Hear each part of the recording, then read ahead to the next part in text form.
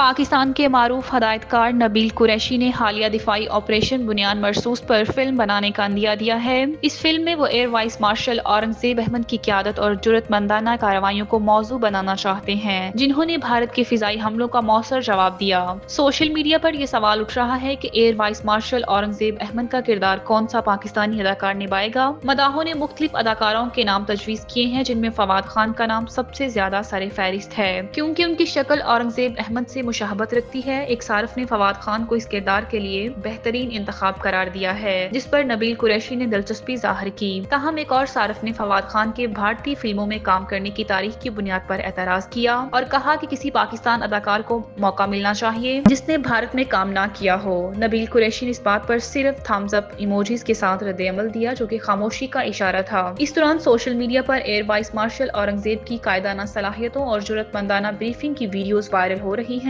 جن میں وہ بھارت کو مؤثر انداز میں جواب دیتے ہوئے نظر آ رہے ہیں۔ 6 اور 7 مئی کی درمیانی شب ہونے والے فضائی حملے کے جواب میں پاکستان نے کامیاب دفاعی کارروائی کرتے ہوئے دشمن کے 5 جنگی طیارے مار گرائے، جن میں 3 رافیل طیارے بھی شامل تھے۔ اس کارروائی کے بعد پاکستان نے دشمن کو گھٹنے ٹیکنے پر مجبور کر دیا اور اس جرأت مندانہ دفاعی کامیابی نے قوم کو فخر کا موقع دیا۔